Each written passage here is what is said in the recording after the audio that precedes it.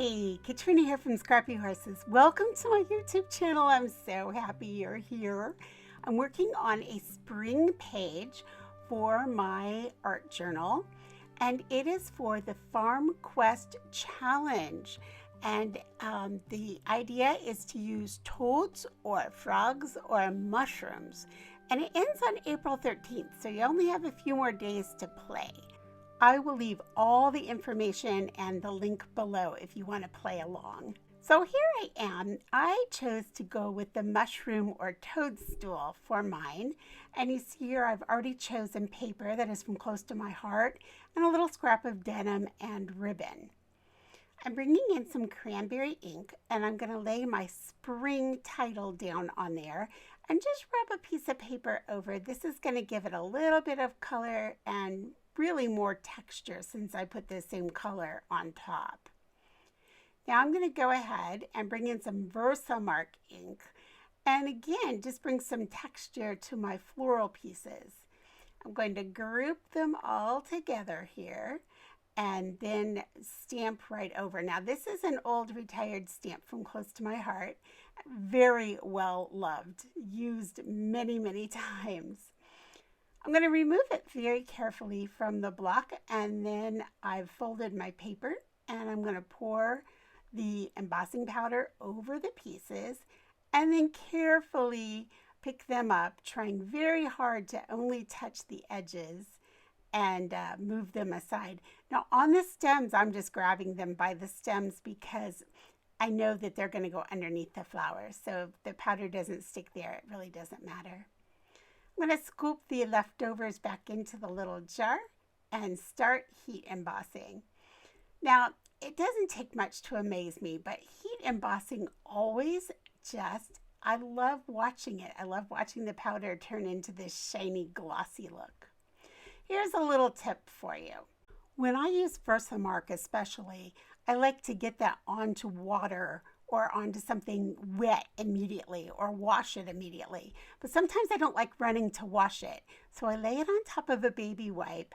I moisten the baby wipe and get it wet. Then I spray the stamp and then lay it on top of there.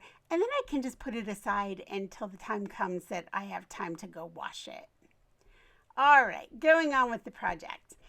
Next, I'm just going to bring in my inks and ink right over that embossing, darkening up those edges, because remember, the heat embossing is going to resist this ink. So I can do as much as I want over the top, and that white is going to stay white. Science is amazing, isn't it? I just love how that works. If you do have a little bit of the color on the white, you can just wipe it free with a paper towel. I have constructed my little flower just by putting the layers together with some glue. And then I'm just going to place a little red gem in the middle. So now it's time to start putting this page together. I'm going to start by putting a little bit of something on that craft background. And I wanted to give it sort of a sparkly, fun, magical look, even though it was on craft paper and kind of earthy looking. And so I brought in some kind of shimmer paint, and again I'll link that below. It's from Blick, and I went around and decided, you know what, I want to go even more. I want to go pretty bold with this. So just using my finger, I just sort of finger painted around the edges, just adding it in some places just to add a little interest to that base page. Once I had enough of that pearlized paint on there, I went ahead and just added, again with my fingers, just a little bit of the blue ink and the red ink and a little bit of the yellow ink too, although the yellow ink really didn't show up too much. It did on top of that paint, but not so much on top of the craft paper. So I'm coming in now with the red and I'm adding just a little dab of that also.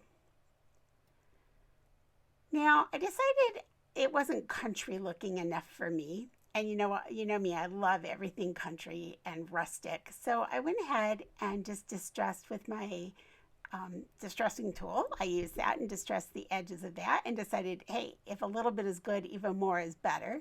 So I distressed this piece also. and decided to get pretty bold with my distressing on this piece. Not yet though. I laid everything out and decided that when I saw the denim with the red checked ribbon that I wanted to show, I wanted both pieces to show.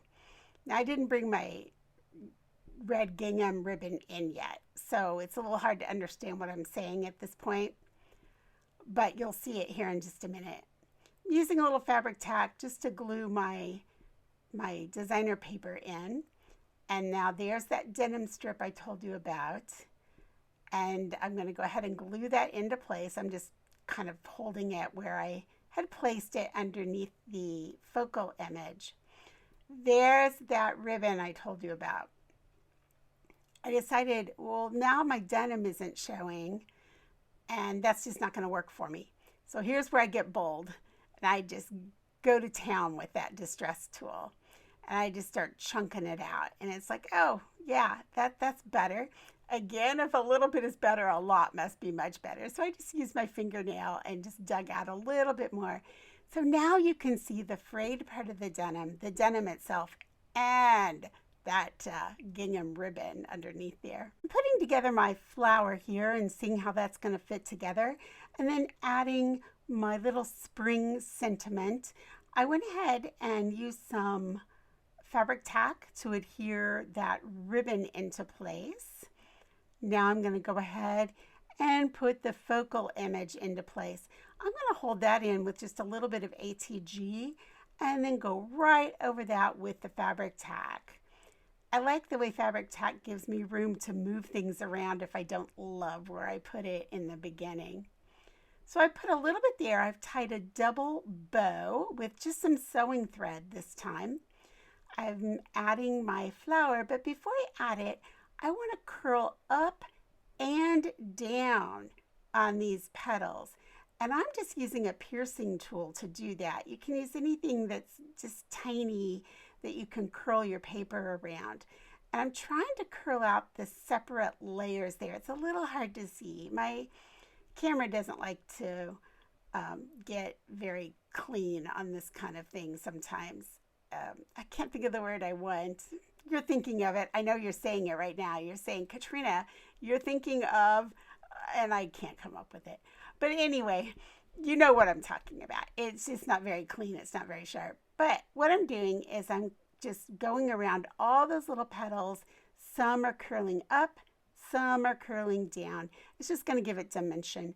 And then I'm going to come in and just sort of smoosh it down into the palm of my hands. And again, that'll give me just a little bit more dimension to this flower. I'm going to go ahead and lay it on top of that Fabri-Tac that I used for that little piece of thread. And again, it's not dry yet, so I can spin this flower. I can do whatever I like to get it exactly where I like it. I'm going to come in, drop just a little itty bitty bit of glue onto the stems, and then just stick it underneath the flower and just lay that down so that those stick in right underneath there. I'm kind of playing with my bow, trying to clean it up a little bit, make it sort of look pretty.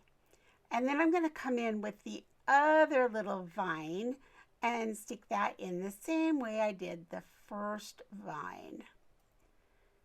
Now, I'll be the first one to say that florals and floral arranging is not my forte. I struggle with that, but I love them. I love those bouquets that people put on their cards and their layouts and such. So I'm going to keep working on that and see if I can get better at that. I'm going to go ahead and build my little spring sentiment at this point. I'm using some Zig two-way glue.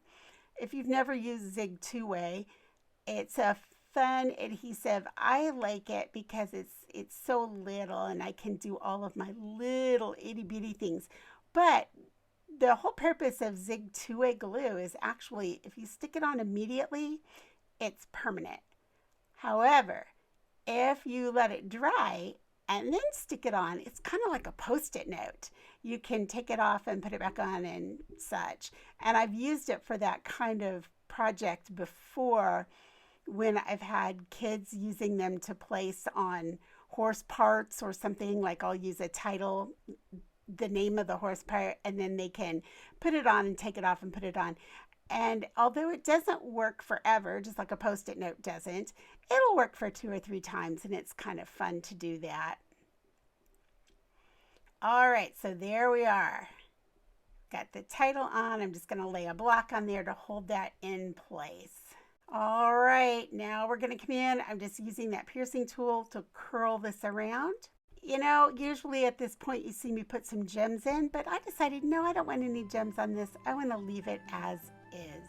Thanks for joining me today. It was great to have you here. Any comments or questions, please leave them below, and I'll catch up with you in the next video. Bye.